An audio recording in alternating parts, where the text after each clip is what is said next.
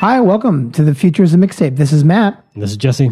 We're going to talk about the last cornerstone of the Golden Square, education. Edification, the miseducation of Lauryn Hill. I don't know if we're going to talk about... We didn't talk about that. No, we didn't talk about Lauryn Hill. No.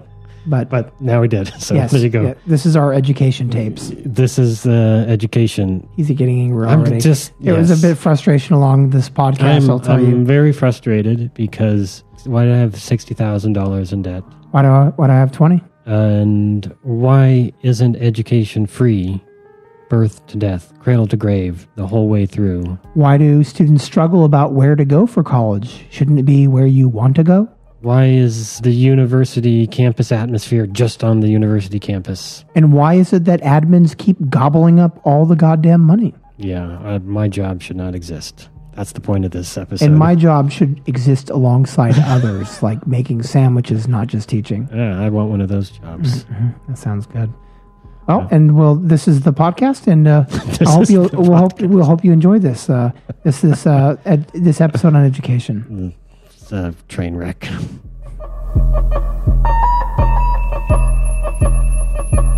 Stephen Jay Gould had his own problems, but I won't go into all of that. But as a scientist, he said something pretty remarkable, and I think I should start with this quote. Okay. Stephen Jay Gould is the famous paleontologist, and had come up with the term punctual equilibrium, the idea that evolution can happen really rapidly. That's sort of been disproved.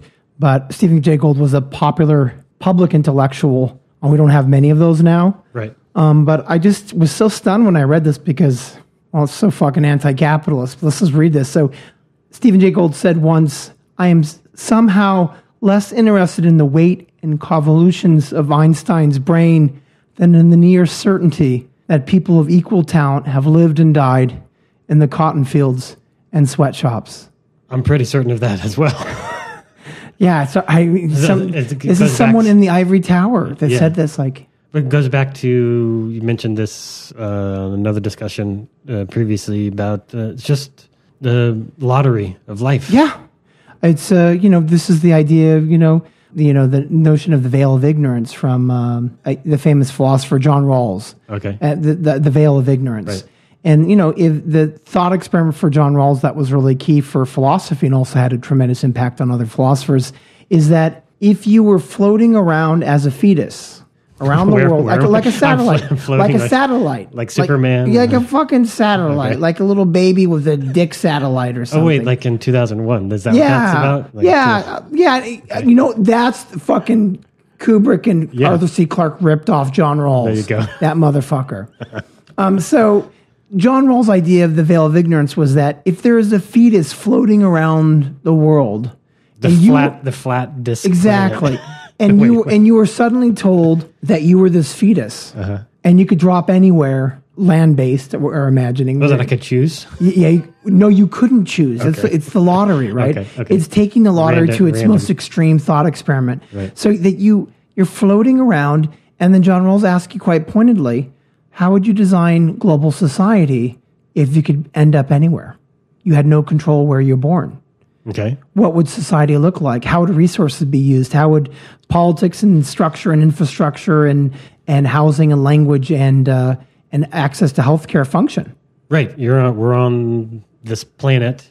None of these structures are a given. Mm-hmm. None of the world as we know it is a given, inevitable. Mm-hmm. So what ought it be? Yeah, I mean, I think that's the essential.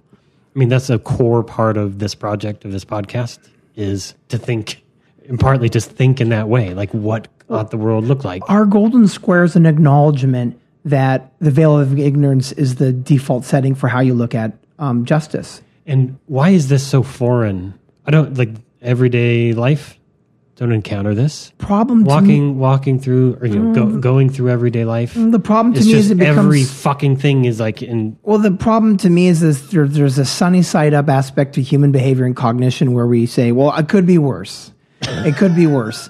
And let's say that's a problem that it could be worse. At least you have a job. Exactly. At least you got a roof over your head. You have to look at the sewer before you can look up at the sunshine and you should be glad that you're exactly. And that rationalization, like, oh fuck, I could be dead. Yeah. It's the bottom of that that rationalization hierarchy. And so it's such a good tool for the neoliberal project. It's so good for surviving, but it's also such a great form of discipline. Oh yeah, and exactly. It's a form of internal discipline. Yeah. Where the systematized hierarchies become just rationalized. Be thankful for the crumbs that you do get. Exactly. Yeah. I'm not homeless. I have clothing on. These kind of ridiculous things. So Stephen Jay Gould points at the idea that, from a scientific component, if you were to develop a technology, you would want all of it to work as well as possible. So imagine human society as a piece of technology. You would want all of its moving parts to work as well as possible. Right. You wouldn't purposely take a hammer to part of the Orient RAM board or something. You would try to develop it. So Stephen Jay Gould is saying something with that quote that is empathic, that is emotional, but is also incredibly logical, which is if geniuses are the pinpoint for how new knowledge is formed, then we're not creating a good system where geniuses are being born all over the world because we're not maximizing basic needs. No. Yeah. So this conversation is the fourth part of 4 cornerstones of what ought to be considered basic and essential human rights, the golden square, as it were. Forget about free speech and parking tickets and all of this shit. Do we have these 4 things? Don't forget about free speech, but before we get to free speech, even let's talk about these 4 essential things. The whole point is that do you even have free speech if you don't have these 4 things? Right. That's the whole point. Yeah, the point is free speech is like the 5th part. Well, there is no freedom. It's the 5th part. Yeah, there is no freedom until you have these things. Yeah, that should be like there is freedom starts. There is no free speech without these 4 things. So to recap: food, shelter, healthcare, and this week, education. So this is the last one, and we are ranking these in terms of just survivability and importance in the order of their necessary role in human flourishing. Yep. Absolutely. So I guess I think we should start just as children. Like I'm not going to put a diaper on you. Wait, no, we should start. That would be kind of hot. We should start as fetuses. Yeah. Well. We started with fetuses. Now let's pretend we are our fetus.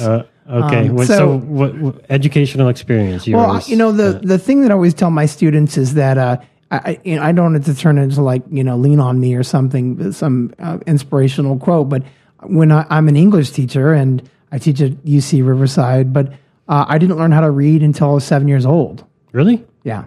I don't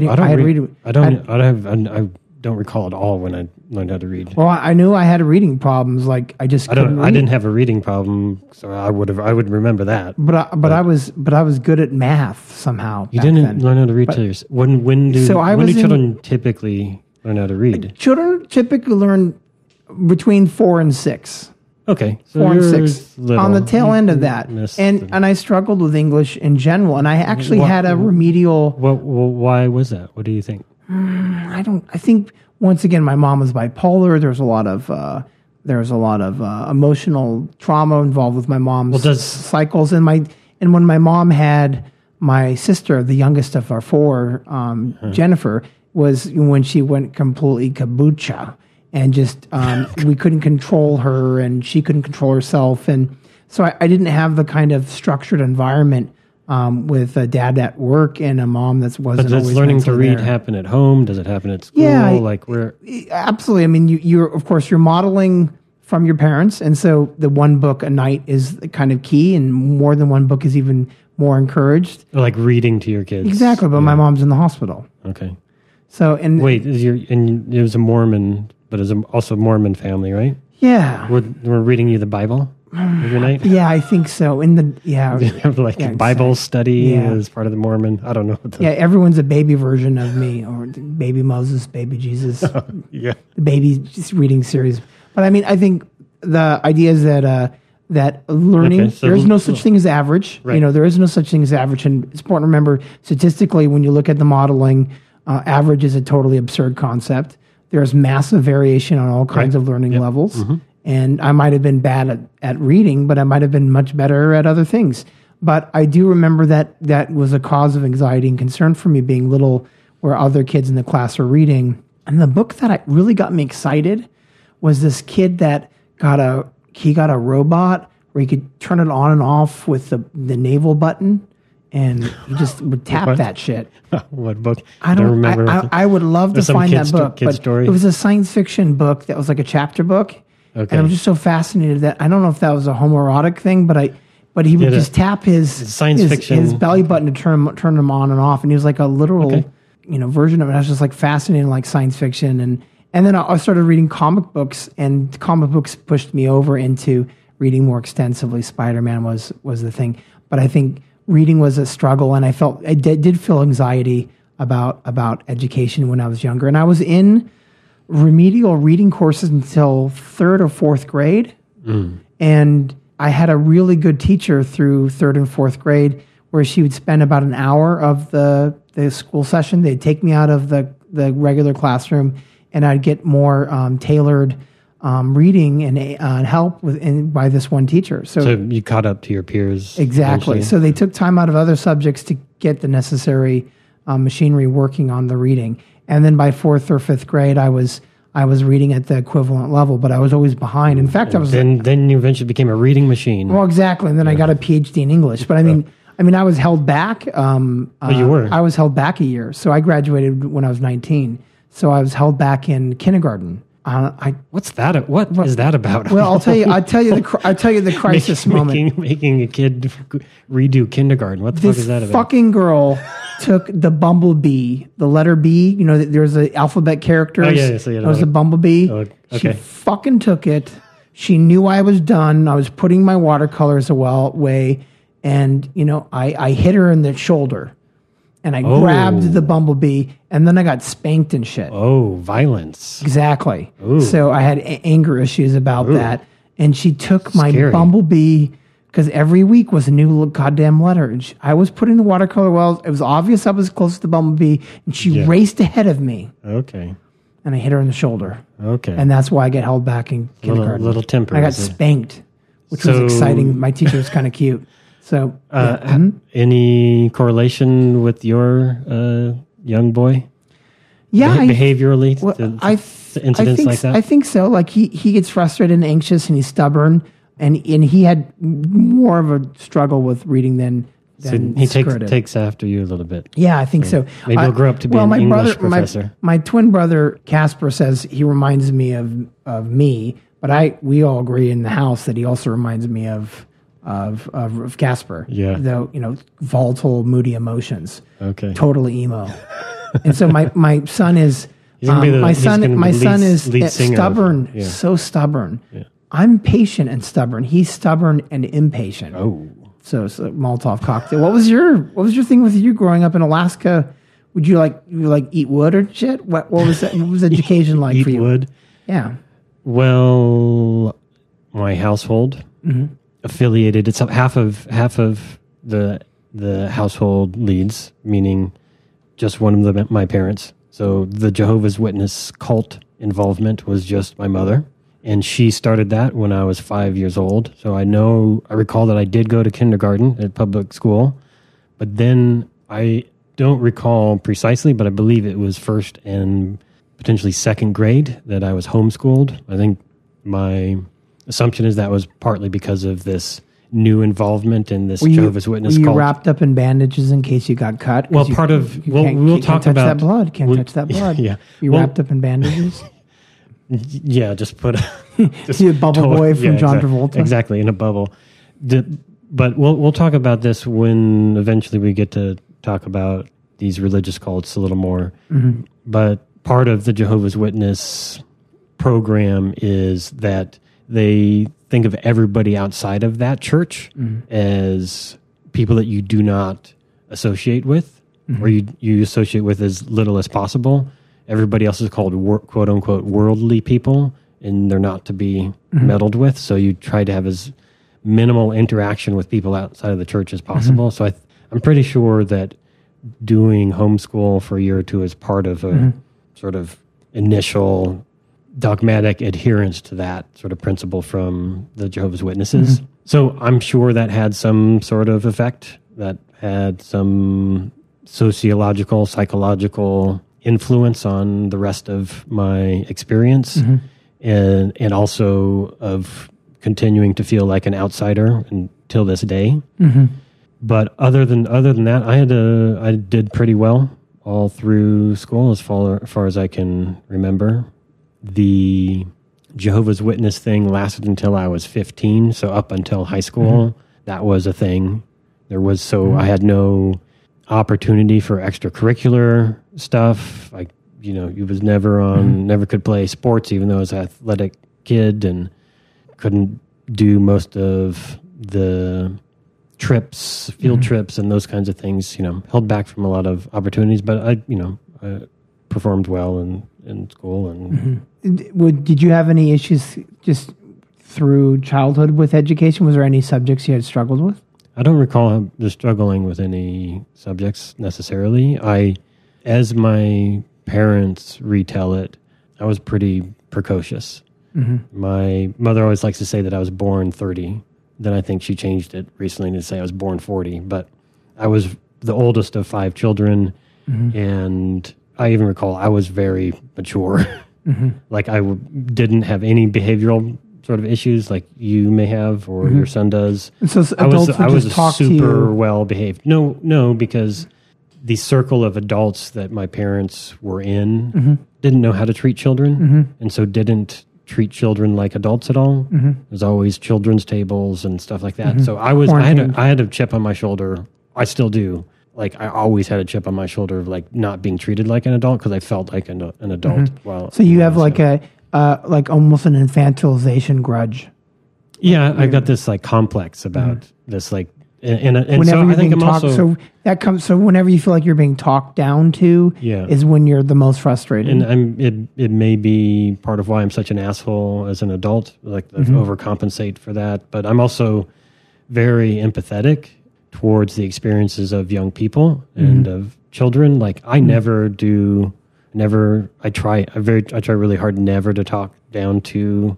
I always talk to children like they're with respect and like they're adults and like they're people. So you assume that they're willing to engage on any of the things that are around them. Yeah. I mean, that's a particular problem in education in the United States is the quarantining.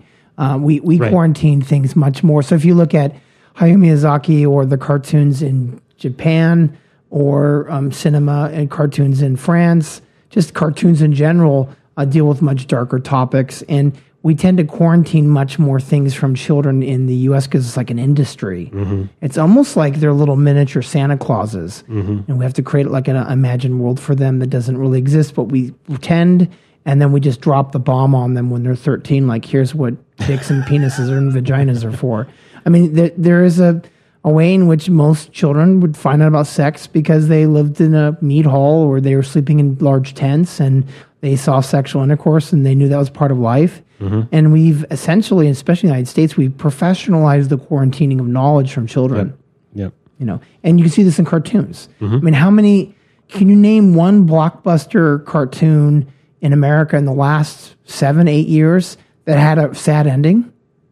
No. I mean, the thing that it's not like you're watching a bunch of kids films. I do not watch. Jesse with a bag of popcorn over his crotch watching cartoons. Yeah, I'm just sitting here. I'm not doing anything. Yeah. So, I mean, I would say like the Diary of the Princess Frog. I think it was the Disney film where one of the characters dies. And I was just kind of shocked that it happened. And then there was other cartoons where, largely there was some cost associated with the violence in the film, but by and large, you don't have major deaths in cinema and for kids' films. And so I think there is a quarantining of knowledge to kids. Yeah. So conditions of the schooling, though, when I was growing up, pretty good public schools, small town, like we talked about before. Grew up in Alaska, tiny little town. No choice in single school districts, single school. There weren't private options. I didn't go to any private schools ever, even if that never would have been an option, even if we did live in an area where those were there. So, did you think at the time that when our parents were raising us that public education was kind of a fundamental notion of democracy, that we all go to school the same place? Yeah, it didn't seem. I mean, there was no. That was just what happened. Like it wasn't a hyphenated thing. Yeah, like and because it's not like the education's a lot like grocery markets now. Exactly, and because I grew up in a small place where there weren't other schools, it was just there's the elementary school and there's the middle school and there's the junior high and the high school, and there's no other option really. You go homeschool or go fly out somewhere else, but that was it. So it wasn't. There weren't other options available. It's not like if I had grown up here in Southern California or in the metropolitan area where, we want to try to send our kid to this private school. And so I don't have an experience with today's marketplace of... menu order. Yeah, it's like ordering from a menu. Yeah. Oh, you could do charter, half charter and full charter and half homeschool and part public school. But you're doing that now. So what's it like for... Oh, for my kids through K through 12, we believe in public education. There was a big debate with my wife and I about my daughter going to private school for kindergarten, but it was part of the CDC, what was then called CDC, Child Development Center. So for first grade, she did go to. Yeah, so for first grade, for kindergarten, she went to a private version of kindergarten, but it was part of. Did you have to pay for that? Yeah, quite a bit. I think it was about $6,000 or something. Holy, what? Yeah, for the whole year. Wait, and so it was why? Well, okay, so let me explain. So the debate about this was my wife we both support public schools, but my daughter had gone through all of the preschool at that same facility, and so she had a lot of friends that were already there. Was it? Did you have to pay for preschool? Well, the CDC's connected to, they keep changing the terms. Center for Disease Control? Exactly. It was called Child Development Center. I think I think the CDC Association probably changed them over.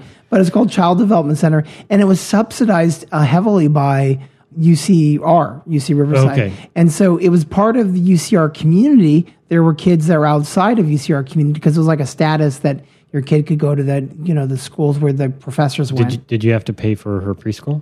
Yeah. I mean, preschools in the United States is all private. There's some subsidies and grants and things, but it's not like other parts of the world. Right. But the debate was when Sakura could have gone to a public school, we didn't. And that was by and large because we really liked the kindergarten teacher. Sakura had a lot of friends there. And we just struggled with it. We thought, she will go to a public school eventually, but right now, and on the studies, of course, are pretty tremendous, showing that kindergarten is the most impactful grade of all of the grades of school. And you didn't want to disrupt her. Yeah, and she had friends there, and so we choked up the money, and we certainly did choke up the money because that's a lot of money. She loved it. It was a profound experience for her. She had a whole book from the year projects, and the cool thing was with that is because it was private and because it was part of the university, which was also subsidized, it wasn't entirely just $6,000. There was a lot of subsidies going on, is that my daughter was in a class with 19 kids and 2 teachers in the same room.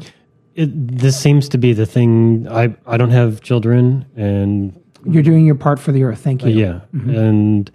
So I don't have personal experience with exploring the arenas of childhood education and the marketplace therein, but from what I gather, there is more and more, even for progressive folks like your family, choosing for private routes for some age ranges or even their full way through because that's where there are resources to enable smaller classes. When you completely defund, when you increasingly defund, progressives jump ship, and they don't necessarily live their politics more than anyone else in many regards. I mean, I have a friend who I like a great deal, and they have a daughter in private school, and they support public school, but they're not making the conditional But action. they're sending their kid to a private school. Yeah. And what was really unique was when my daughter finished kindergarten, all of the university professors' kids went to private school, which is hilarious because they're all talking about anti-capitalism, and at least the humanities professors. And we went to Highlander. My daughter went to Highlander, which is a heavily Black and Latino school. And there were these Chinese American kids that were from the university that they weren't going to pay for private school because their parents were postdocs at the university. And postdocs don't get paid near as much as faculty. And so they went to Highlander, so they would raise the scores of the other kids. So the interesting thing is this, it was called, these developing schools, which are basically failing schools, but they use the term developing.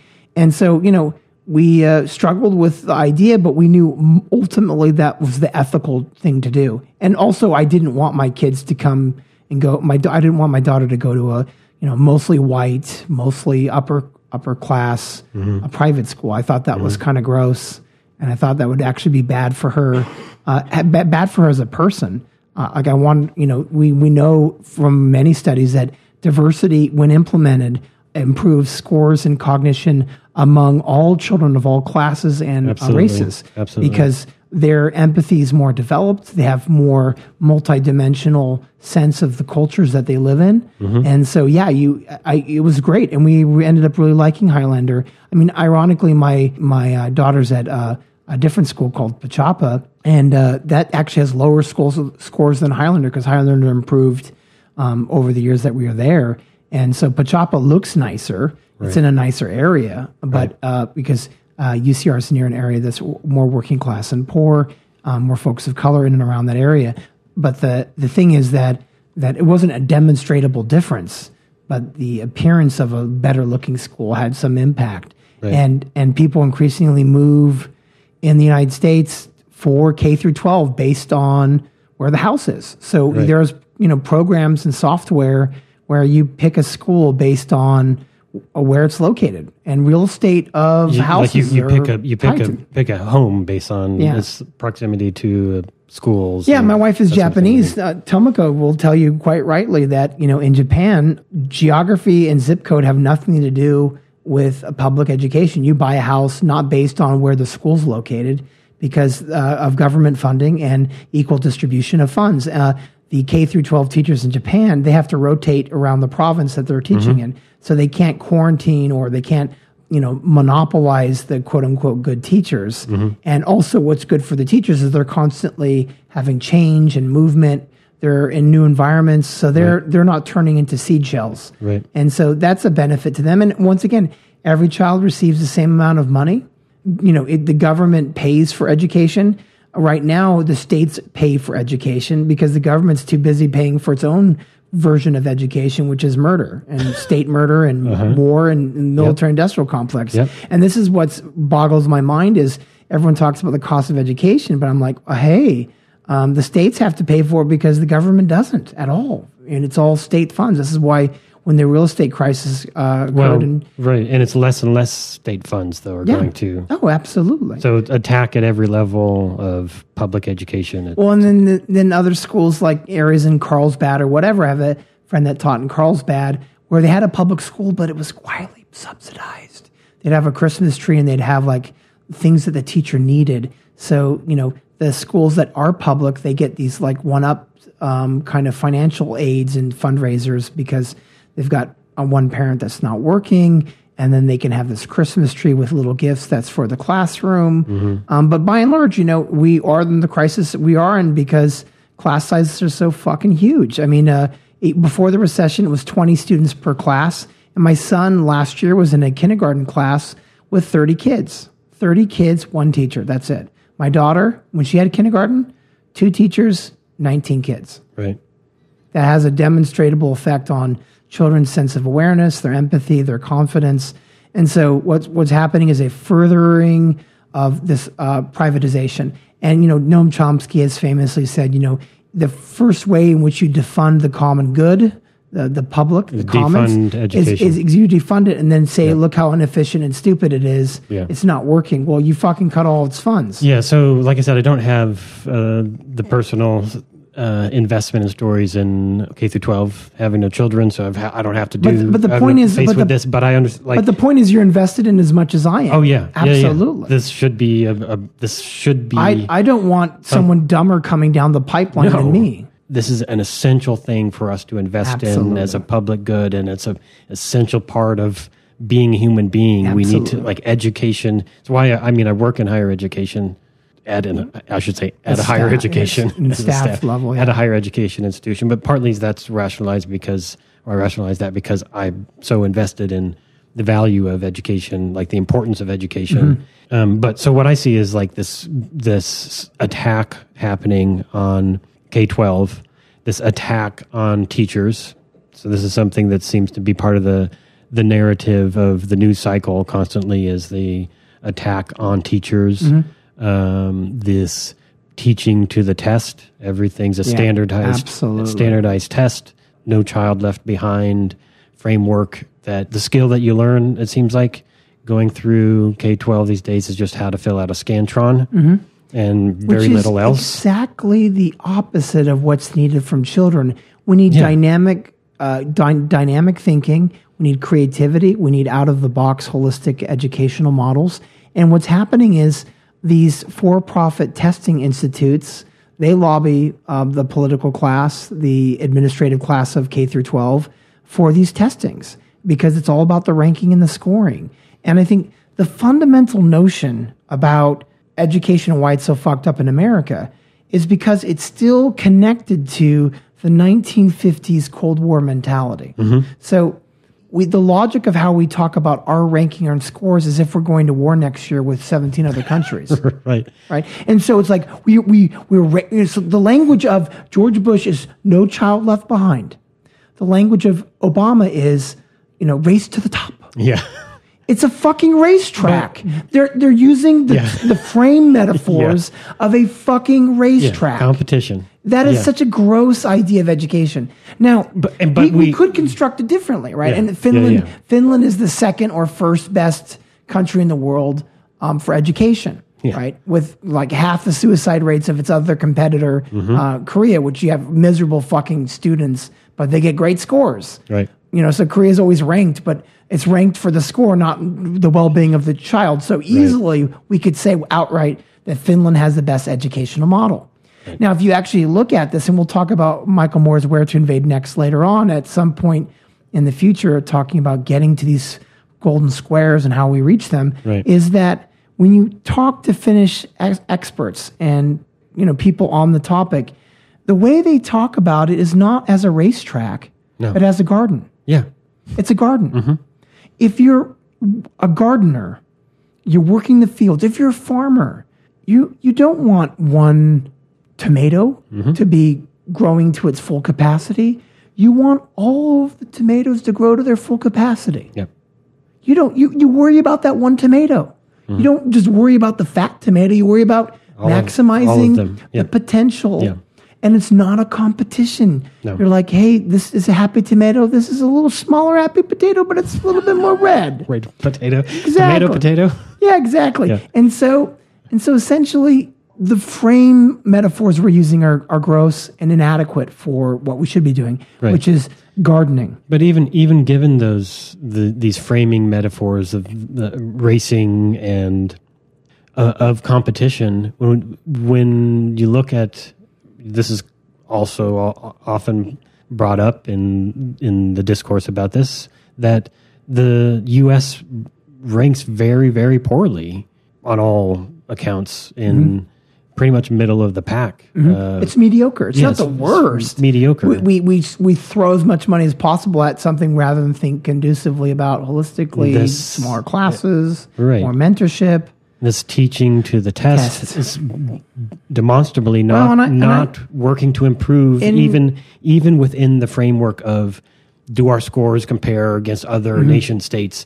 Even if within that framework, it's not working at all. Well, this is the Finnish education experts will tell you this is something pretty primordial. It's a profit-based scheme. So in the U.S., we test 100% of the kids across the country, right? Now, when Finland does its testing, it's designed based on the values of the culture, the teachers in the community. And when they develop national testing, it's developed with these things in mind. And guess what? They only test 10% of the population. Now, why is that? Jesse, if I draw blood from your body, I don't need to take all fucking 8 gallons of it or 8 liters. I just need 10% of it or a small smidgen of it. And so the U.S., because everything is a fucking profit transaction, we take, all the blood out.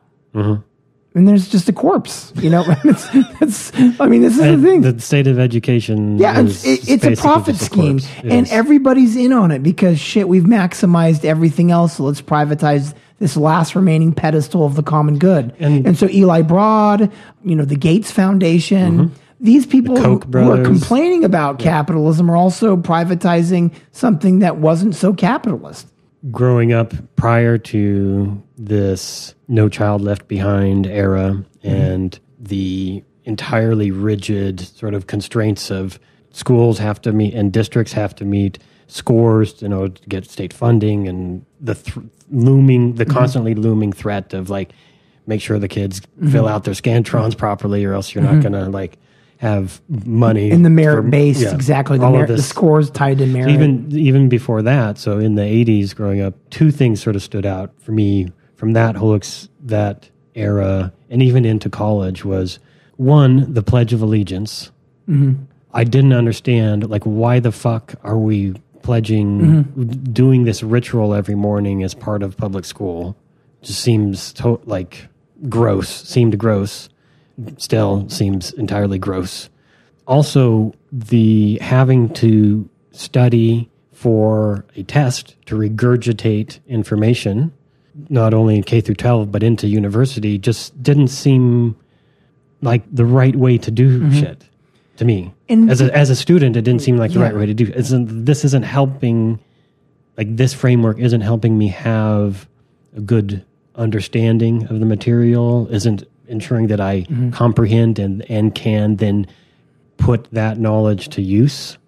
Well, I think, the thing is the market fundamentalism, the neoliberal project has been so successful, it's going in areas that it promised it never would go into. So like public education, right? If we wind it back 10, 15 years ago, neoliberalism's intention, publicly at least, was never to go into public education, privatize the shit out of it. But, now that's the case because, this is a driving source of growth or revenue, or this is a new market. And what's happening is Obama's crappy-ass politics and stupidity about the issue when he was the president was, we should support unions, but we should have, merit increases tied to achievement, student success, which is totally stupid because, number one, the teachers don't control all 35 or 36 of those kids in their lives in one classroom. And we know that when it comes to people working hard and doing well, being driven, that in Daniel H. Pink's book, Drive, the Surprising Truth About What Motivates Us, it's not money that motivates most people. It's autonomy and mastery. And we've taken those things away from teachers. We've taken away from autonomy and the ability to master the craft, and totally away from students. Well, that's the whole thing. Is that they don't have autonomy over the development of their students. They don't have enough professionalization. They don't have enough prep time. So most teachers now, in the K through 12, it was 20. Now it's 30 per kindergarten class. Well, and as a student, how are you going to do that? And as a student, you don't have.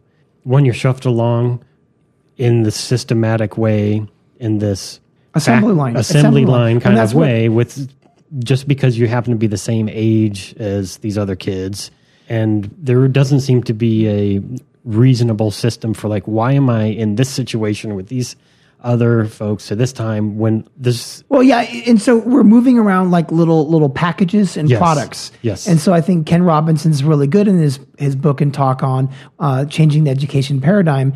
Is that the mode of industrialization is the mode that we're on. So each child's kind of produced by the age that they are, and they're assembled as such, and they're targeted and labeled, and something's put on them pretty early on. And so they're a consumer product within a consumer product cycle. Right. And so rather than intrinsically ask, why don't we just have an hour to talk about an issue? Right. It's all focused on subject fields. Right. Finland just recently decided to get rid of subject fields because they thought that colonizes free thinking. And so they're actually, there was a funny Facebook, I don't know if it was Al Jazeera or something, was posting something called LARPing, right? Which is where you do costume play and you actually do like D&D, where the whole school's wrapped around gaming. Right. And they develop clothing and cosplay, and all the projects are based on their real life D&D gaming, right? Where they embody the characters and all of this. So it's called LARPing. And so, what if schools designed where you couldn't tell if it was play? Right. Right. Instead of work. Right. Yeah. And there's something fundamentally wrong. It feels constricting. Yeah. Even as a student, it feels constricting. Why does Monday have to feel shitty? Yeah. If you're a worker or a student, you shouldn't feel shitty on Monday. Education ought to be a time, a place, a framework in which you are excited about possibilities, right? Thrilled. You're opening up to all that's possible with your life in the community on this planet, and it feels, for most people, most students, dreadful.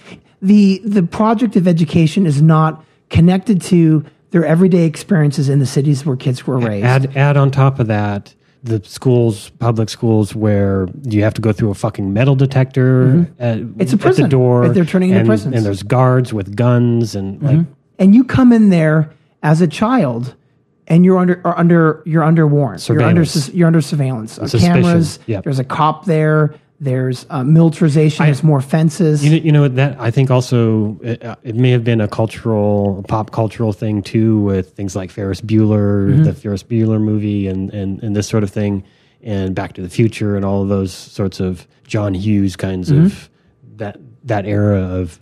Oh, and what was the Breakfast Club? So that whole '80s era of films, it seemed part of the cultural story at the time too, was really about the disciplining principal or vice principal, and that was always a thing. I recall too through school, like discipline was one of the major components and the memorable things that you keep from that time. It must be something about our totally accepting, compliant acceptance of the historical genocides of Native peoples as well as slavery, but the punishment psychology of settler colonialism. It seems part of punishment is the default mechanism in America. Yeah, and this is a necessary part of the indoctrination. Yeah, right. And we will get systems results of punishment. We will get results by patriarchal whipping of your buttocks. And this brings up the most. Is my butt still on your mind?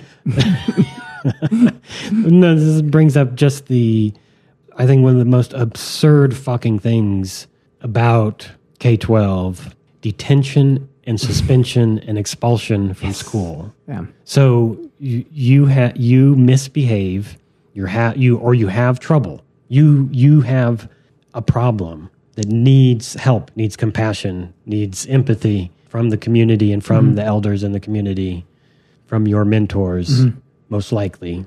You're acting out. And so they tell you not to go to school.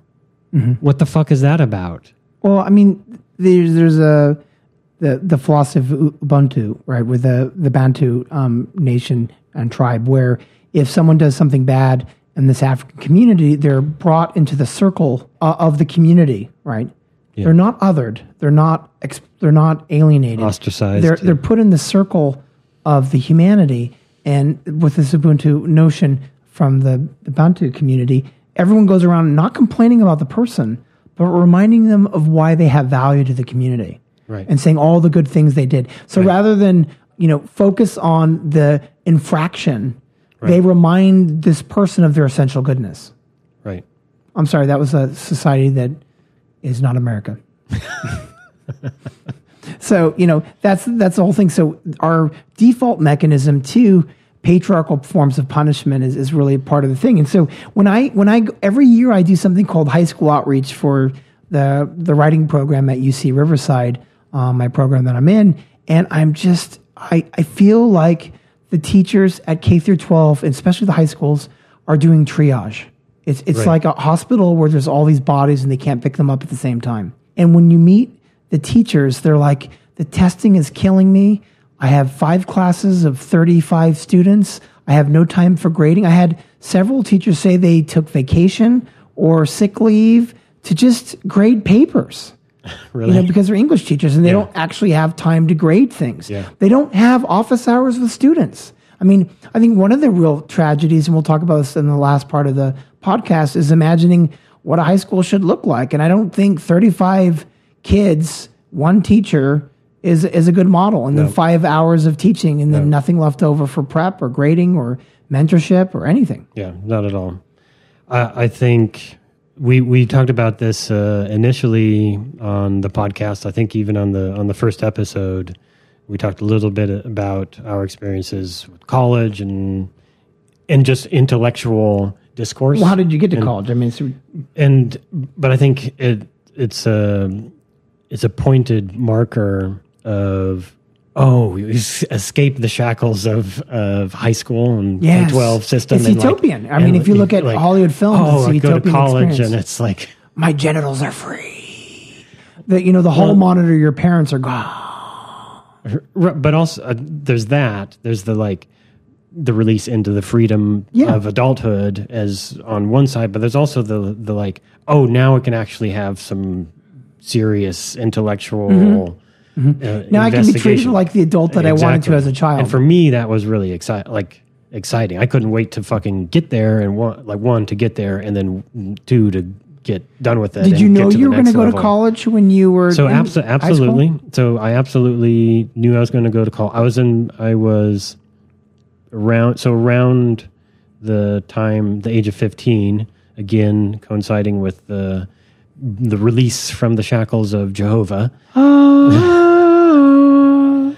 I was able to then, be involved with my peers a little more, and you could do dick paintings. And then, I did a bunch of. I got really into art and spent the last couple of years of high school, all my time in the art studio and in the photography studio. So and I was just really passion that your family and community had towards the Jehovah's Witness path was similar in some sense to the passion you had to painting and art and. There wasn't passion for the Jehovah's Witness path. I don't know what you're talking about. No, for your family and community. Your parents drift from that? No, remember, one of my parents was a Jehovah's Witness. The other wasn't. Oh, okay. So, it was and it was she was the only one of the whole extended family. She was okay. So you weren't surrounded by Jehovah's circle. No. It was just a mother who was. And everybody else was like, "What the fuck is this about?" Everybody else is like, grandparents are trying to do Christmas. So this is if you don't know about Jehovah's Witnesses, this also you don't do pagan holidays. So you don't do Halloween or There's no birthdays. There's no Christmas. No celebrations. It sounds like one of the most boring versions of Christianity. It's super fucking boring. It's super boring. And so when you got to college, you were already really inspired by art. And you wanted to do art as a teenager. 15 to 18, just dove head into art making, and I knew that's what I was going to do. And we talked about this before. How you thought you wanted to become a great artist. Did you know that college was necessary as part of that track?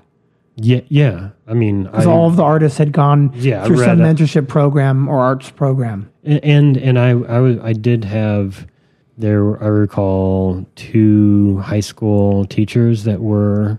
Memorable enough to that they were intelligent and they actually did have. You were actually like being around them. 2-way conversations with students and were encouraging. And one of which was the art teacher in high school. The other was the political science teacher. So those 2 folks were, I guess, impactful and helpful and in me made high school less miserable. Yeah, made it a little less miserable, and also probably. I do know that I do recall that the high school art teacher was helpful in pointing me and other students towards college, because I was a first generation college student. My parents didn't go to college; they didn't know anything about it. And, so they provided the mentorship in terms of the application process. Would you show stuff to them? like to apply, or yeah, there's so all this stuff you have to do. and as an art student, I applied to a bunch of art schools, and what you do as an art student, you make portfolios, and you send in a portfolio, and so had some assistance from the art teachers. Was the teacher really excited about you going to an arts program? Oh yeah, and I was excited about that. I did. I applied to. I recall at the end of high school, I applied to a bunch of art schools, got into all of them. Wow. But I didn't end up going to any of them. What happened? I had a wandering year of snowboarding and, potting out maybe? Well, not really. So you wanted to take a year off. Suddenly you shifted. There was also a move to the lower 48 by my family at that time, and just whatever circumstantial stuff. I just ended up. Did you get in a tractor accident? It sounds like you're really trying to avoid this. You guys still have your genitals? Yeah. There wasn't a clear idea of how I was going to pay for this. Because they're private schools. Especially a lot of the art schools were really expensive. Yes. Didn't know how I was going to pay for this. So what I ended up doing was staying in Washington State for a while after high school. To get residency. And I established residency, and that was part of the plan. Maybe I could get residency, and I did, which enabled me to apply as an in-state to where we ended up going to college. Western Washington University, which was a whole lot cheaper than going to Cornish or California College, I would imagine, San Francisco Art I imagine Institute. University of Washington had a more developed arts studio program. Why Western Washington University? Oh, because Mount Baker. Oh, I was a snowboarder. I think I actually remember seeing some snowboard equipment. I remember that. So I remember that. I ended up going to the college I did because of snowboarding. That was it. Weird. Yeah, well, I was an artist, a skateboarder, and a snowboarder. That was what I did when I was 18. For me, the college was a lark. I didn't think I was smart enough for college. I was terrified of taking SAT. I remember there's no way I want to know how smart I am. It's kind of like when you take the test for me, it's like knowing your fate, like how you're going to die. And so I just didn't want to take the SAT. And I was like, well, there's no way I'm going to college because I'm not going to take that SAT. I don't know. Okay, everyone's talking about the numbers they're getting, 1,200 or 900. And it just made me very anxious. Do you remember how you did on it? I didn't take one. I didn't take it at all. I was too frightened. Did you get, community college? Yeah, exactly. Okay. And so I was working at a burger place called JC Zips in Tri-Cities, Washington, or more specifically, Ken Oak, Washington. And while working there, I had some friends that had just enrolled in a community college in fall, and they said they were liking it. It was much better than high school, and I was like, oh, okay. And I just took a winter quarter class. Your parents didn't encourage you to go to college? Well, my parents had limited education. My dad had a 2-year degree in draft designing. So he had a 2-year degree, but it was specialized kind of vocational training. My mom had a kind of associate arts degree. They weren't highly educated in the classical sense. And so they didn't know the process of how I'd even apply. Okay. They were too busy similar experience. Yeah, I was just kind of blocked out. And I didn't have a mentor, and I wasn't that academically skilled where someone would pluck me out and say, hey, let's get you into college. And so I didn't really even know the process, even if I did take an SAT. I just didn't know. I just didn't have much knowledge. I didn't come from a intellectual class. Now, my uncle, Uncle Dick, he actually had a master's degree, which I was really impressed by, and he was super smart. And he could talk just beautifully and just for paragraphs. And I was like, wow, this is amazing to be that smart. And so I liked intelligence. I liked reading even more. And so I took, on accident, I just took a class. Some friends said, why don't you try enrolling? And I actually paid for my community college myself with burger money, making dipping fries into grease and cleaning out those muskrat holes and squirting ketchup onto buns. And I basically paid for community college that way. And this is also a turbulent time because my father had a heart attack and was laid off at work in the senior year of high school. So there was a lot of stuff going on at that time. So when I got to community college, I really loved it. The surveillance was gone. There wasn't the rankings and re-rankings of people at the school. And it was really focused on the ideas. And there was none of the paperwork shit, tons of little papers that you'd sign and get stamps. And it was just like, read, let's talk, let's work in groups, let's tackle big subject areas and big concepts. And I felt like I was being talked to in the way that I always wished I was. Right.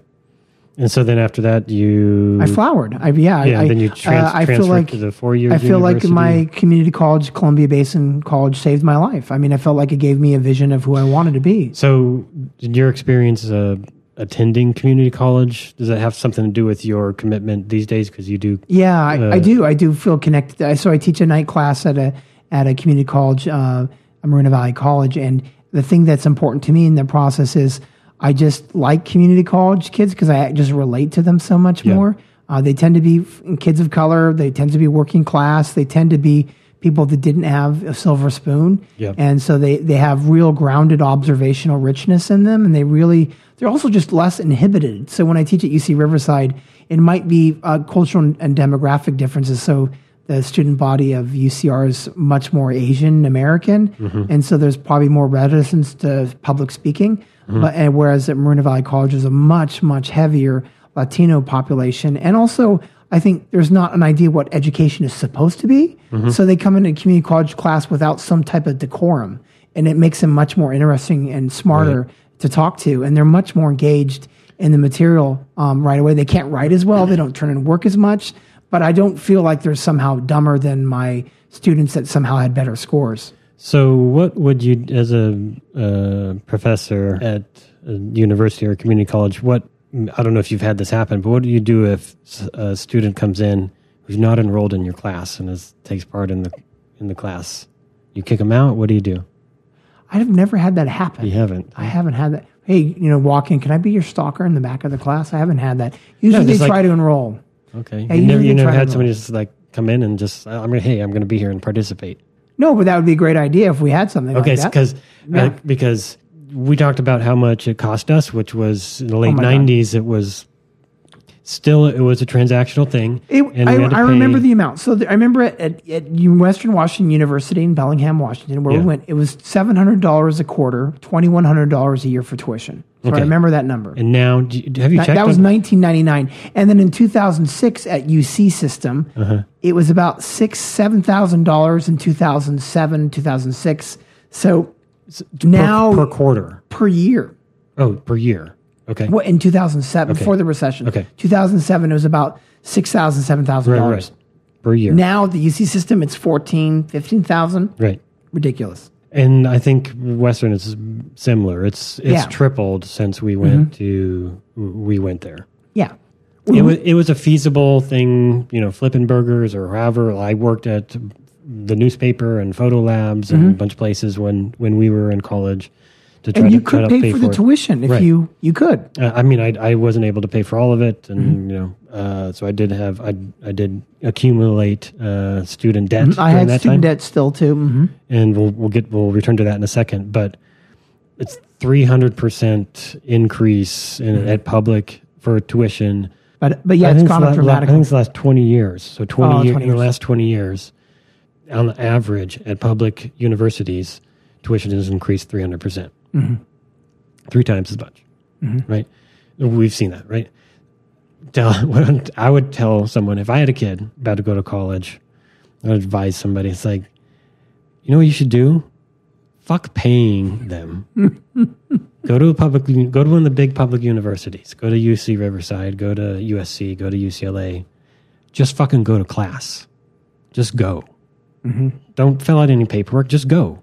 Go to the library, meet other students, go to classes. They're big. They're not going to care. Oh, you're right. They're so big just now. You can just sit down. They would never know you're in there. Yeah. Free Wi-Fi on campus, Oh, my God. That's great. Well, in the radical days of the 60s, like Michael Albert, Noam Chomsky's student, the proposals in the 60s was to open up the libraries to everyone in the city. Just reclaim the means of education. Absolutely. The fundamental sense is like... when we went to college, you could do what you loved. You could tackle a subject and no one would make fun of you. Oh, I'm doing sociology. I'm doing psychology. Oh, I'm doing studio art. People didn't actively make fun of you. Well, and where we went to school, I did cross-pollinate with, so we were in different departments. I was the English department. And we we're in the same group of collaborative friends. And we were invested in the beauty of art. Yeah. We loved art. And I worked with sociology folks, and I worked with other English graduate student on a huge project. We did a big collaborative installation thing with a bunch of different people. That was part of an English student's thesis project. We did do a lot of collaborative interdisciplinary stuff. An interesting story. When I was going to Western, I was interested in the school that Matt Groening went to called Evergreen College, which is always trying to be cut every year. It can. A conservative comes into Washington politics. But Evergreen College is an interdisciplinary college where you take physics and poetry together, right? And so it blends subjects. Right. And it was interdisciplinary, and it did not have letter grades. So I really love the idea of not being judged and just taking classes and being voracious and blending subjects. But it was so expensive that I kind of decided not to because it was a private school. And at Western, where we went to school, there was also a college there, Fairhaven. But I didn't find out about it until way later. Yeah. And it was and the problem with, of course, is it's like in the forest of the mountains. So it was like hidden from the rest of the campus. I mean, it's pretty far away from the rest of the campus. Yeah. I mean, that's part of the problem with it, I think, is it became an igloo. Problem or whatever. But Fairhaven was the model for Evergreen College. Yeah, it was a college as part of the university that was part of that model. That same and Santa Cruz was like that too. Santa Cruz for decades didn't have grading system. It had a utopian impulse. And we've moved away from that largely because complaints about going to graduate school because they needed letter grades and they needed to turn these letter grades in. And, the argument was about whether it motivated people or not. And once again, we do know fundamentally that autonomy and mastery is what drives people. So those should be the core values of education. But public universities ought to be there for the public good. Yes. Right? Yeah. So they're the wishing well.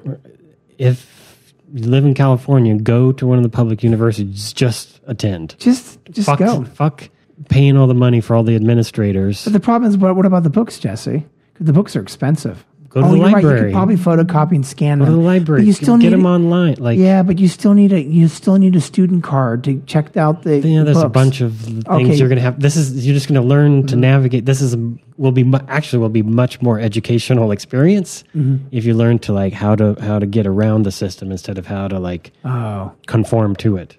Yeah. This I mean, ideally, college education would be about mentorship. It would be about floating through classes and knowing you could leave or walk out any time and those sorts of things. That would be the utopian impulse. I mean, Ursula K. Le Guin talks about this in her science fiction utopian novel, The Dispossessed, where Shevek, an anarchist, goes into the society of AIO, and the students are upset because they're not given grades. Like, well, how do I know what I'm worth?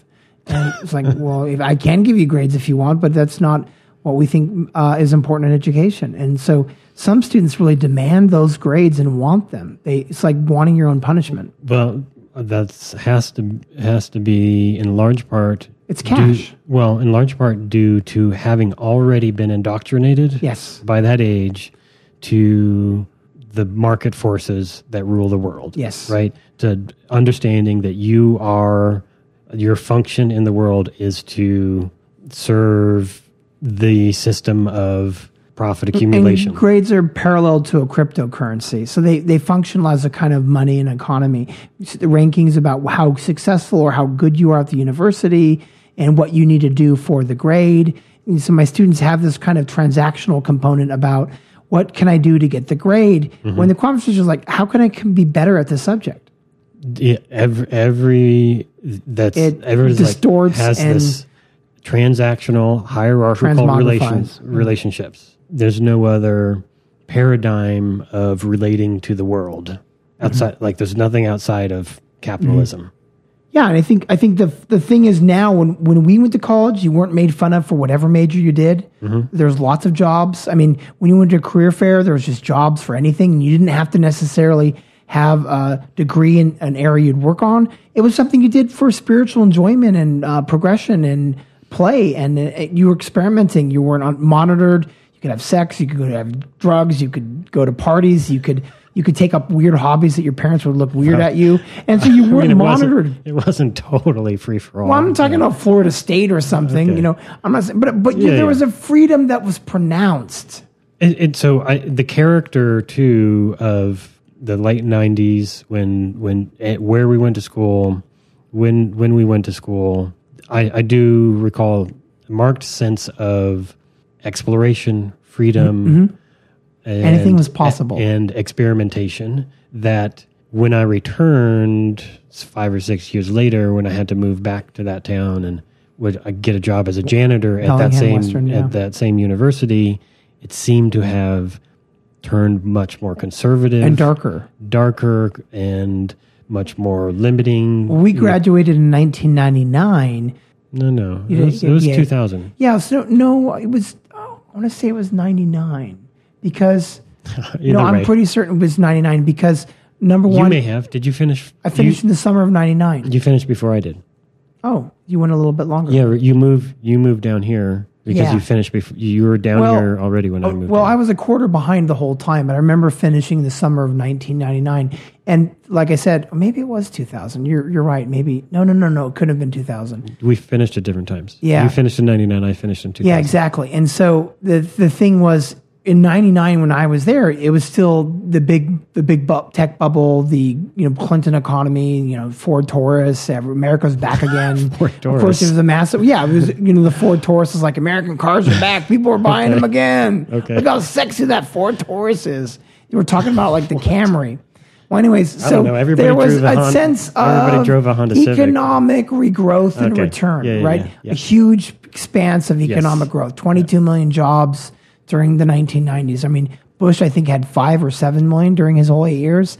So 22 million jobs, growth, .com. Yeah. There's jobs out your asshole. Yeah. I mean, either kids would go to the career fair and just get jobs.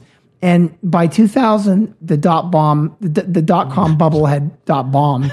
Yeah, that's what it was. It burst, and we had the first jobless recovery since post-World War II. So that was the first jobless recovery. And now we're in the second one. So we're in what's called the long slump, according to a Marxist thinker. So, since 2000, of course, you had 9/11, then you had the economic recession. So increasingly to me, when I meet my students, it's not about like joy or pleasure or self-discovery. It's like, how do I get the right major to pay off all the student debt? Yeah. And that's where we get to this debt. Student debt. Tragic. It's absolutely tragic. We're taking children and using them as ATM machines for the future. We're taking what ought to be the best about being alive and being a human being in a community in a diverse community, all of the possibilities of that, and just making it the most anxious, fraught circumstance. Yeah. Where anytime you engage in pleasure, it's going to mean increased student debt when you come out. Despite that, however, it still is college campuses, the two that we spend our daytimes at, and others like it, are nonetheless still the one area probably in American life, at least, where there's still some potential for opening. Potential. There's moments of inspiration. There's moments. Nice buildings. There's nice buildings. There's nice buildings. It's nice to walk around. There still are, even though they've been highly under attack. There are still programs like English. The humanities struggles on, even with funds increasingly going to the sciences, because as we know, it's a Marxist conspiracy. The university is trying to create post-capitalist society. But if you actually go to the campus, it's the administration's vision of what a college is very different than the faculty's.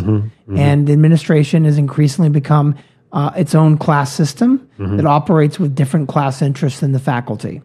And they're a permanent management class, and they are the preventers of the inspirational impulse of the Star Trek part of the campus. So you went on from undergrad, where we went to school together. You went and ended up doing a PhD. Master's and PhD at the English department at UC Riverside. And then I got hired as a lecturer in university writing program. So you're still there. You're still, and even with the fucked up nature and the massive hierarchies and pay inequities, the university still offers that potential hope. And you're teaching, and that's how you're making your livelihood, paying the bills these days. But it comes with some degree of guilt, because when I go buy socks at Target, it's based on a student debt economy. Right. I feel like I'm working for Amway. Yep. So it's even when I want to celebrate being middle class, it's based on this pyramid scheme. Well, talk about guilt. My path after that was to then move to Los Angeles, from Bellingham. From Washington State to move to Los Angeles, and the ambition to go to art school, to go to graduate school, because LA is where all the best art schools are. At least that was the idea in 2000.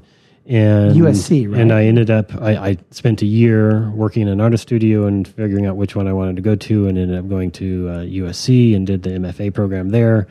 Afterwards, spiraled into depression and so forth, but ended up eventually working at a technical college for a couple of years, working at university as a janitor, and then now I work at UCLA, and I've been there for nearly 10 years working there. But I'm a staff person. I'm not.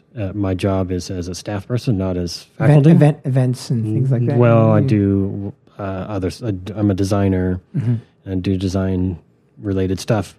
But I am part of that bubble of administration. I'm not an administrator, but I do daily have to interface with administrators, the six-figure salary folks who serve no real purpose except to think of management as an end in of itself and put out thought speeches. Yeah. Have town halls where they've already made the decisions, but they're pretending it's democracy. Just rush from meeting to meeting to meeting, having other meetings about meetings to have other meetings. And yes, what do they sound like to you?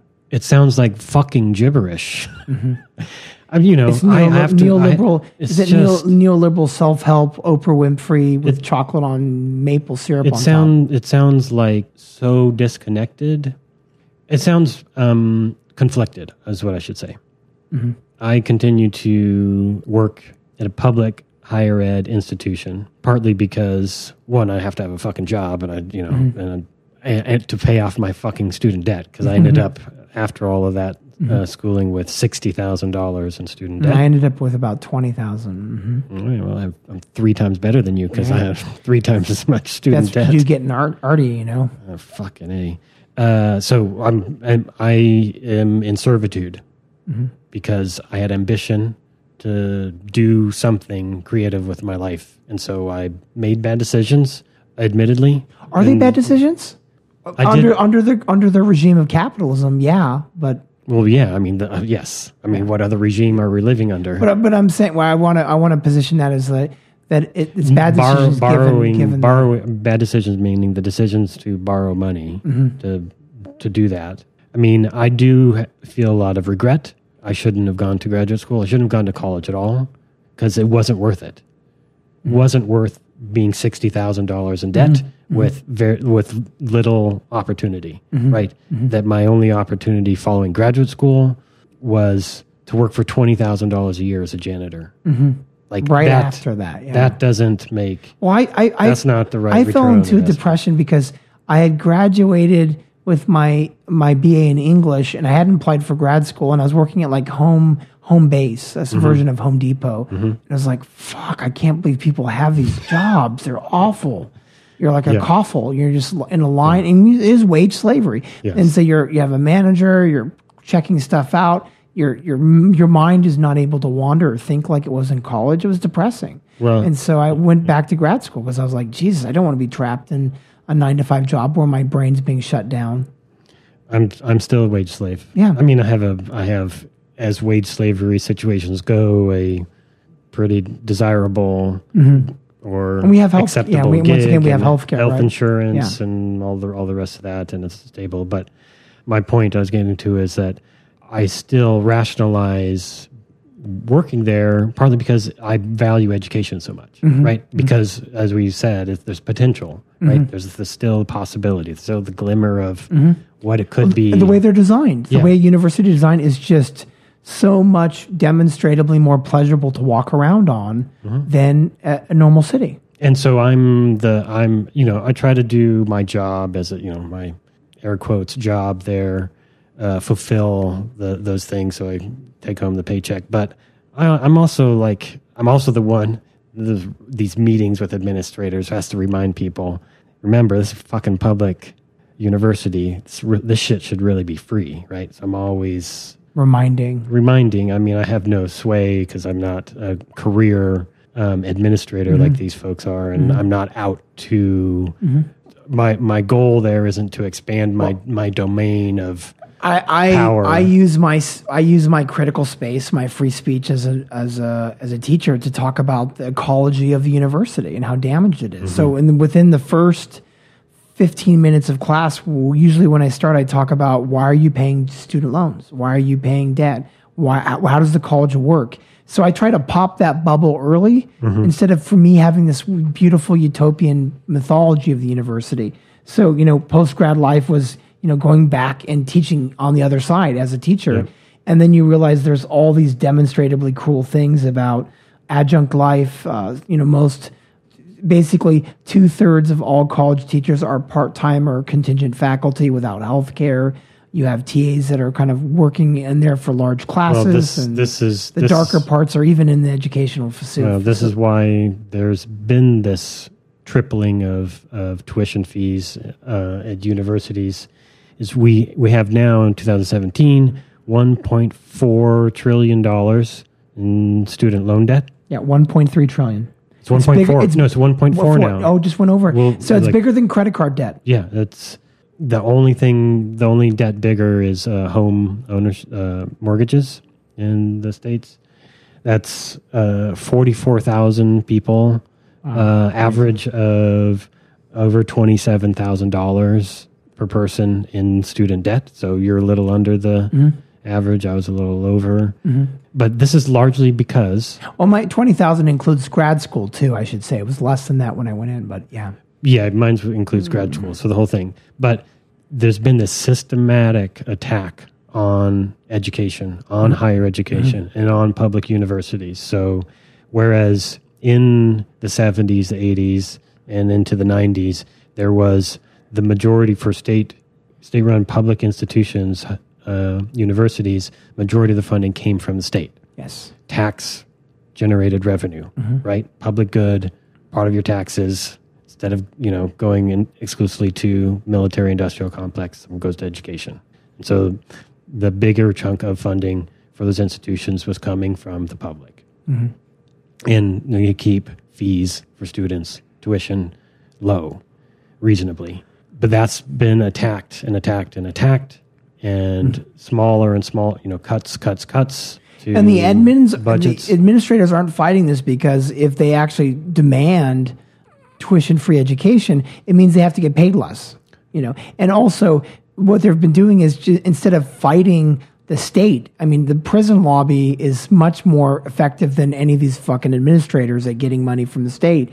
And in California, it switched. I think it's something like 11% versus 7%, and those numbers have flipped towards prisons. And so we spend far more on prisoners than on college education, something like 46,000 or 56,000 versus 19,000. So the state cut in state budgets, state funding for universities means that the costs are being transferred to students. So tuition is increasing. So it's the burden is shifting to students. Students paid for the home foreclosure crisis. Right. I tell them that. I said, you paid for the recession. But all the while, more and more of a corporate-minded philosophy towards running transactional degrees, institutions, and with that, a corporate-minded hierarchy and administration sort of structure where administrators think they ought to be paid as like CEOs. Well, some of them are coming from Goldman Sachs. Ironically, a lot of them do, yes. Some of them came from the financial sector when they lost their jobs in the recession. They went into UC Riverside. So they make six figures. Presidents, chancellors, 150, 200. Chancellors, presidents, commonly make $300,000, $400,000 a year in one of these. These are public servants. Once again, the people that use public servants as a term are so much full of shit. Yeah. They're the exact opposite of a public servant. You wouldn't have to say public servant if you actually were a public servant. You'd be complaining about being a public servant.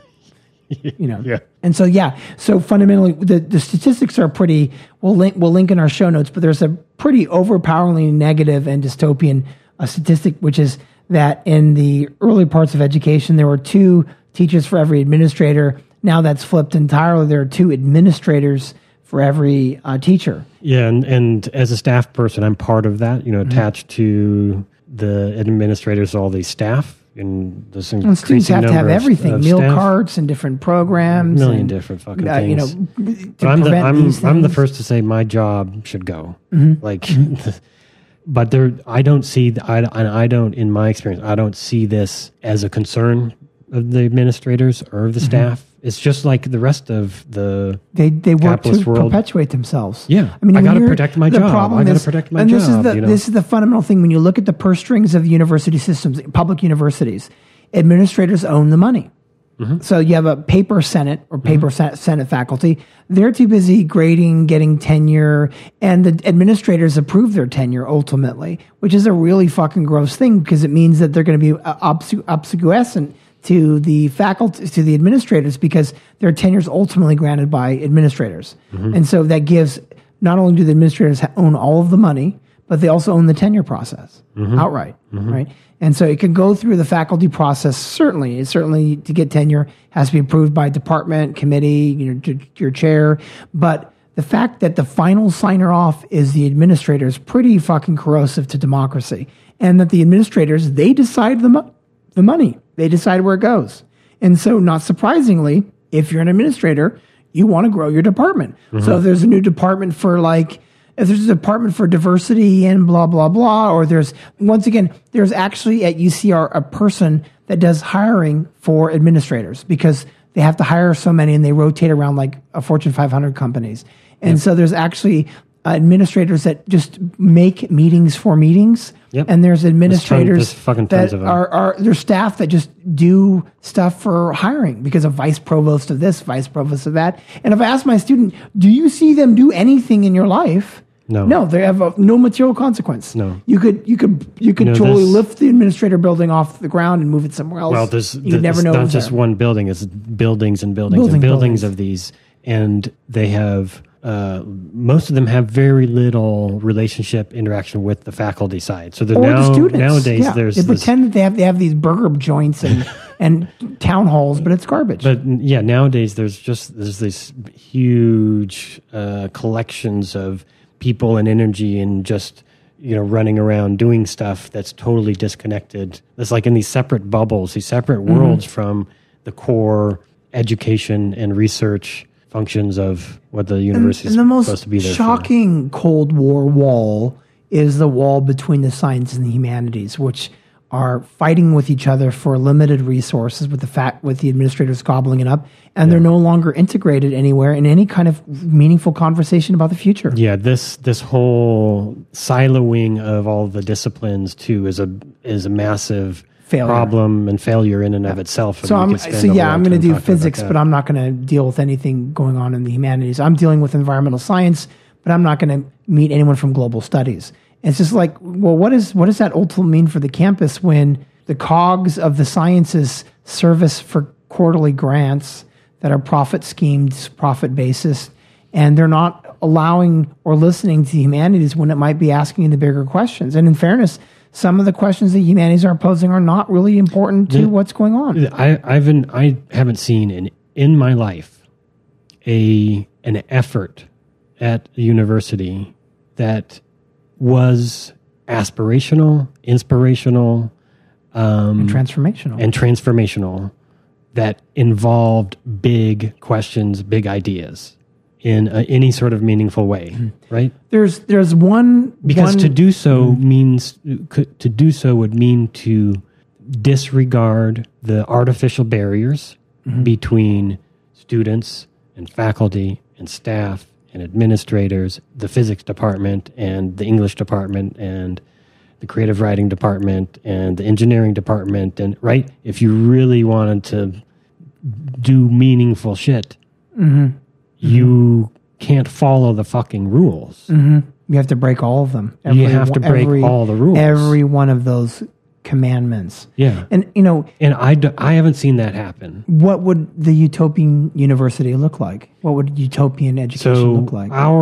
The argument, why this is in this sequence in the podcast, why this episode is here following these others is, as with those others, education ought to be provided, one, cradle to grave, entire lifetime for everyone on the planet as non-transactional, decommodified, free thing.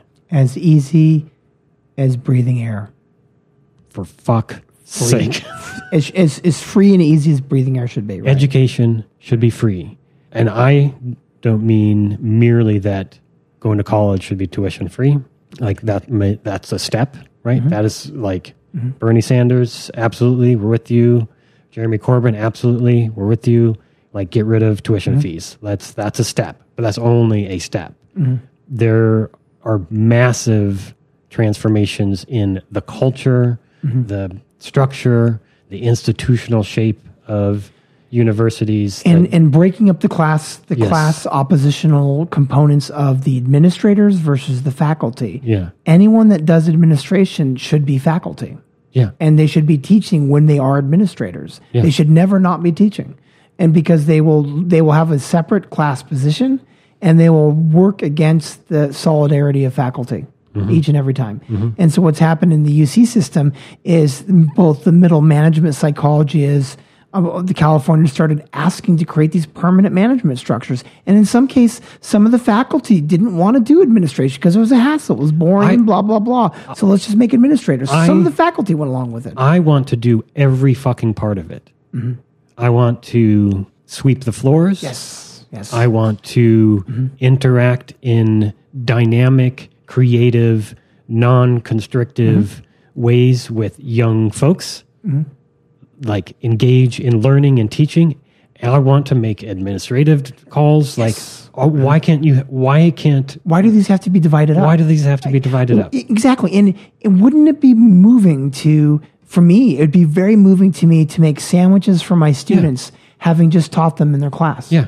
Why not? Why do I get to monopolize the class privilege of teaching? And also, the other thing is, it's not necessarily even a detriment to do sandwiches or to do gardening or to do that, because what ends up happening with a balanced job complex, which Michael Albert talks about in Paracon, participatory economics, is that by having a diverse array of work at the university, you get variance and you need pleasure. this in your life. This is not just about work at the university. This is about you don't want to get blood clots from grading. Exactly. Right? You don't want to get blood clots from grading. Exactly. I mean, this is the thing: is you don't want to get carpal tunnel syndrome from just filling out forms all the day. So I read a few months ago David Graeber's. Again, this is like episode 10 of our podcast. I think almost every fucking time we've talked about David Graeber. So hopefully we'll get him on at some point.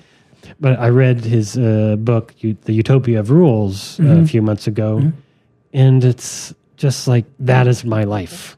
It's like, I mean, it's not, I try to like avoid all that, but I just like, that's what I see every fucking day is like people's, like in offices and cubicles next to me, their whole fucking job, their whole day is filling out useless fucking paperwork.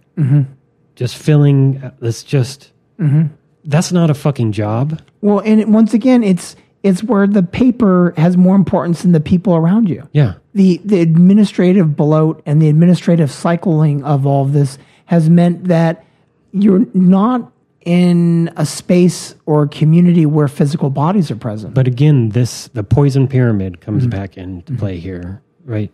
In a real way. In celebrity professors. In my life, in our lives, the credentialism, the popularity contest, all of the expectations and judgments about folks that keep people from fulfilling their potentials and contributing to the community in the ways that they could or would be most beneficial to the community, I should be, like I said, doing all those things that I mentioned before. But there's all of these artificial. Not only is that, I shouldn't have total monopoly power on teaching. Teaching is beautiful. Like what I do, I mean, we could talk about this as like I actually experiencing meaningful pleasure in my life at work, and where you don't nearly as much.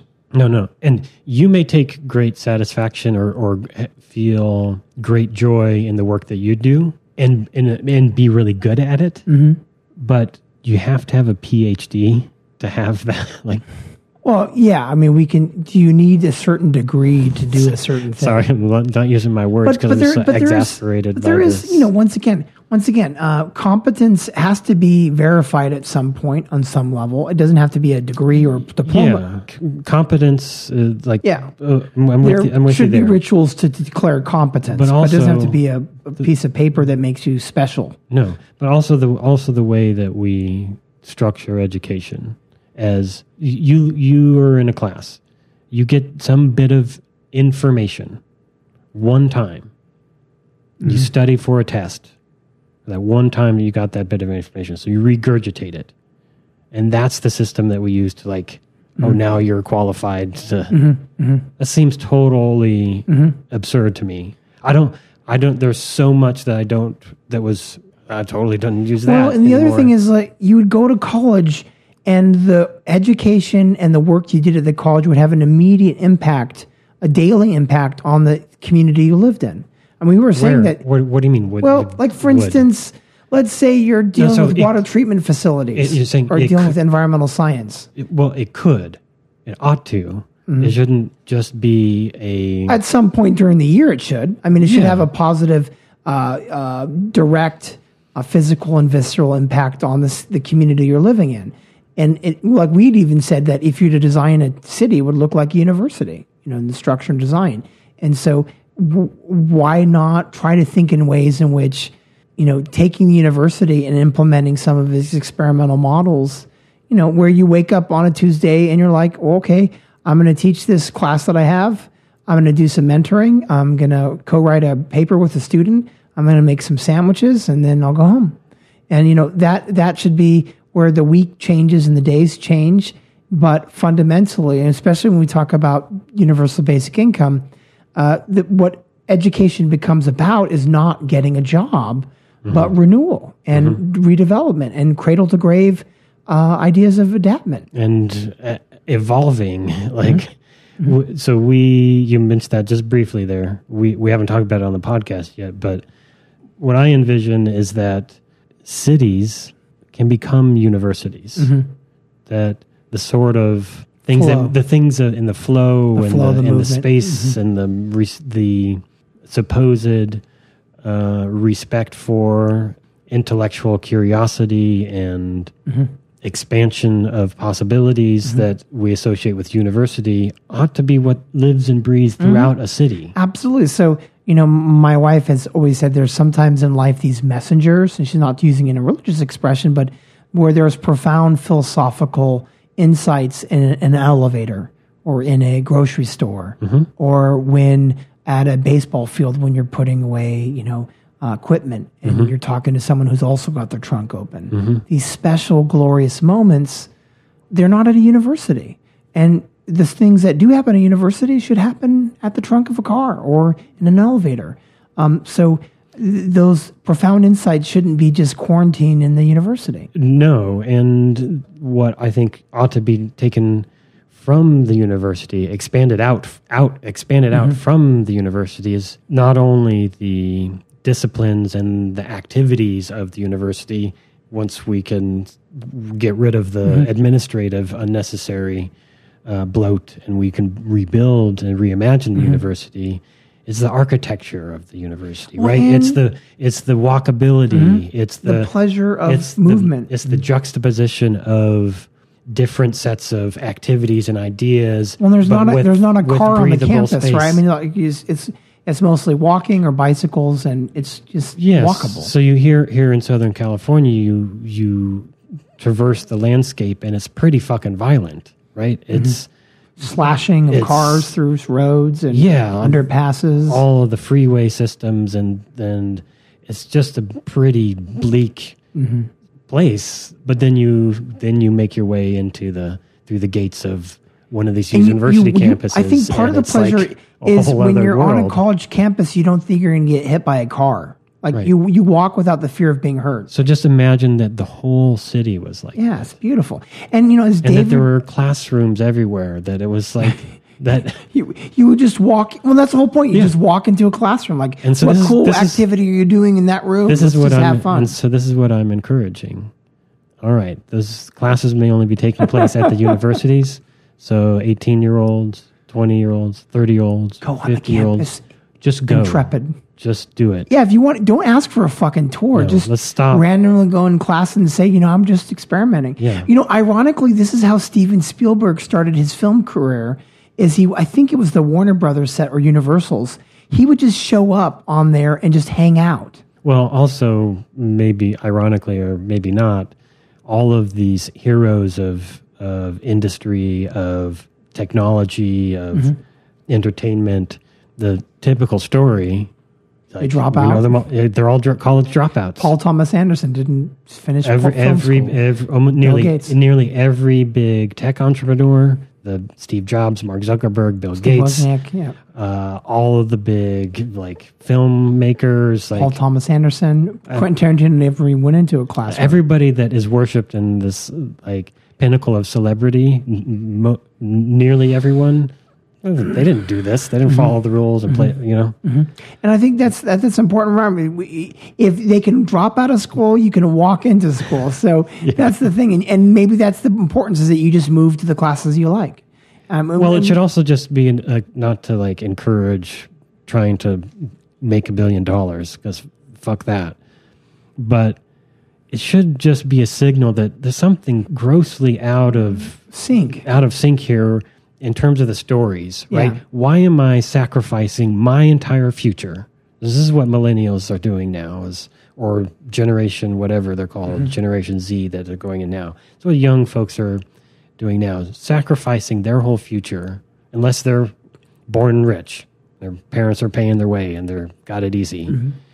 But they're anything like us, they're going to go just be saddled with debt, burdened with debt for the rest of their life that they could never get rid of. Yes. You can't get rid of it in bankruptcy. It'll be a tapeworm to the economy. With the promise that they'd get a job at the end so they can pay it off and maybe have a decent kind of life. That's the social contract, right? That's the social contract. That's the idea. Capitalism, social contract. But there ought to be something like, well, okay, wait, that's the story, but all of these guys who are the most successful, all of these men and women are the most successful in the culture. They didn't do that shit. So what's going on here? What am I not being told? But what's also important is that they also had economic means in some cases to set up their own alternative educational models. I mean, we have people that don't have college degrees, but it's not like they have access to ingenuity or creativity because the structures of wage labor prevent that. So when you have universal basic income, people can be their own Steve Jobs or Paul Thomas Andersons or Quentin Tarantinos or... Education should not be a transactional experience. It should be a transformational one. Exactly. For fuck's sake, I'm just frustrated. Well, and the thing is as I get older, it gets more frustrating because you can wander in your mind about what the campus should be like as a truly utopian place, but then you realize who's going to take up the fight?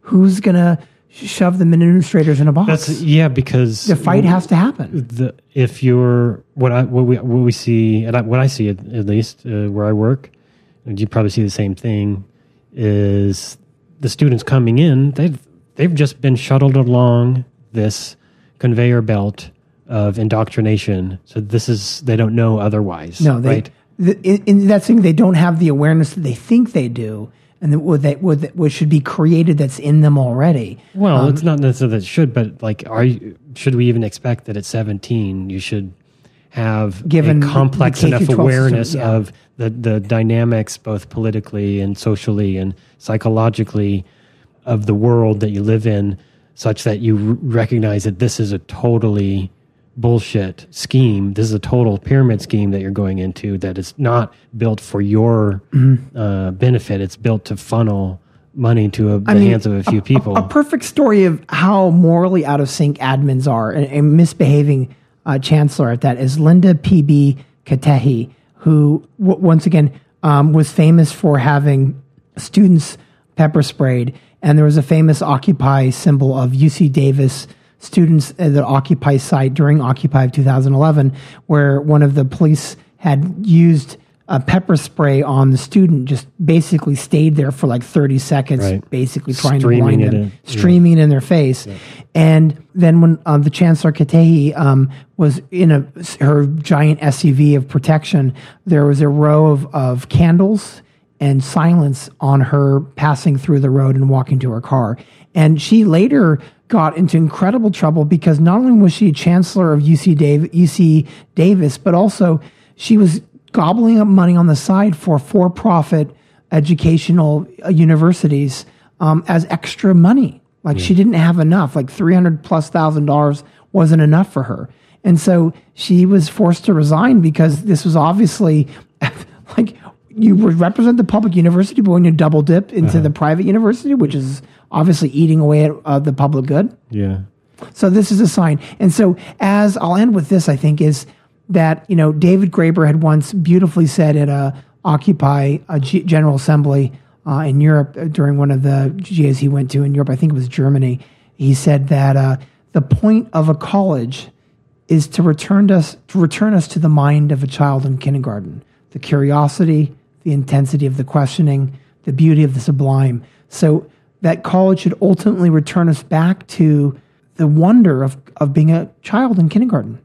And I say, don't limit that to what we think of as college right now. Yeah. It should be your whole life. Sublime. Well, it should be the whole duration of your life, too. Yeah, and that education isn't for certain ages. Yeah. Why does it end at 20 why is adult school why are adult schools so underfunded? Or why don't we have classes open all the time? Right, and this is part of the idea of diversity in age as well. Right, it shouldn't be odd. It shouldn't be a story for the news that there's a 70-year-old person going to college. And that's what's good about community colleges is you get that diversity in community colleges that you don't at the university. But also, we talk about continuing at re-education or job skills training and stuff for, especially through these recovery periods where like people need to get a job, so they got to go back to school. But this should just be part of our lives. That education, going to a place where you're going to engage with other folks to complete a project, solve a problem, gain new knowledge, should just be part of the fabric of our everyday lives, and not. I think utopian idea for me is like this idea of the university as a separate thing would disappear. Yes. Yeah. The fact that it is separate is the dystopian aspect of it. That there's those without. Right. There's those without. Right. That this is just part of life. This is what you do as a human is make art and explore the sciences and investigate. And there's not this idea of school at all. And this is why the left has to commit to the project and discussion of universal basic income, and we're going to focus on that in future episodes. It has to commit to universal single-payer health care, has to commit to guaranteed rights to housing and education and shelter. Yes. And like we said, the golden square is the basis for a decent society.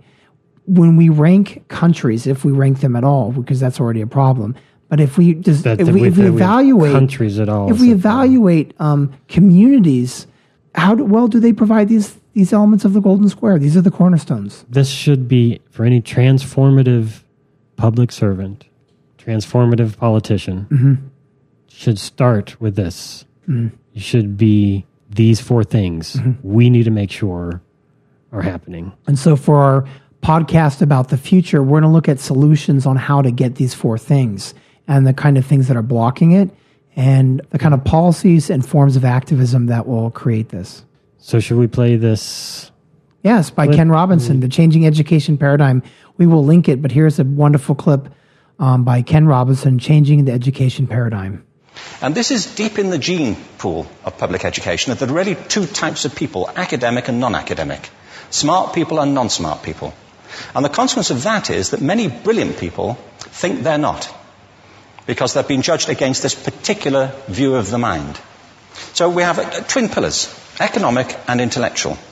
And my view is that this model has caused chaos in many people's lives. It's been great for some. There have been people who have benefited wonderfully from it. But most people have not. We're getting our children through education by anesthetizing them. And I think we should be doing the exact opposite. We shouldn't be putting them asleep. We should be waking them up to what they have inside of themselves. Yeah, so that's Ken Robinson. Nice, isn't it? I feel a little exhausted. Yeah. That was a long, but I feel like there's so much more to say. And this is so important. And these four things, food, shelter, healthcare, education. How is this not, is this a new thing? Is this a new idea? No, it's not. These four? No. And we talk about it already as beautiful things in society when they happen. And we talk about it as a tragedy when it doesn't. But why do I feel like I haven't seen these as a collection, as this golden square before? Bad designs of society and the disconnection of our responsibility to make those things happen. Well, for the two people that are going to hear this podcast in Thailand, wherever you are, we're working on Britain right now. Like, let's share this. Let's move this along. This is so fucking basic. This is so fucking basic. We should have already moved on from this. Every 5-year-old, 9-year-old person would be like, let's have 9-year-olds run the world because they're going to do this. Age of my daughter. Yeah, your daughter should be the president. Don't be afraid. Right now, at 9 years old. Don't be afraid to show your inner shadows, as my daughter would say. A wonderful piece of artwork on the wall over there.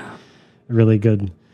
So, the two people who are listening, thank you so much for listening. And we hope you tell two other people. That this podcast exists. Then maybe someday... to other people, to tell to others. And well, I'm hoping that we can get into exponential math numbers at some point. Eventually. So you can do that by sharing a link to the website, thefutureisamixtape.com, sharing the Facebook page, facebook.com/thefutureisamixtape, tweeting at us or retweeting something from us at Future Mixtapes on Twitter, sharing the SoundCloud. Going onto the website and leaving a message about what you want the future to look like. So we have a little link on the bottom of the page. Just upload a voice link. All right. Well, what is the Pledge of Allegiance? I don't know. No, I'd rather not. No comment. I'd rather no not. Comment. I'd rather not. No comment. Till next time. See ya. Cheers. Cheers.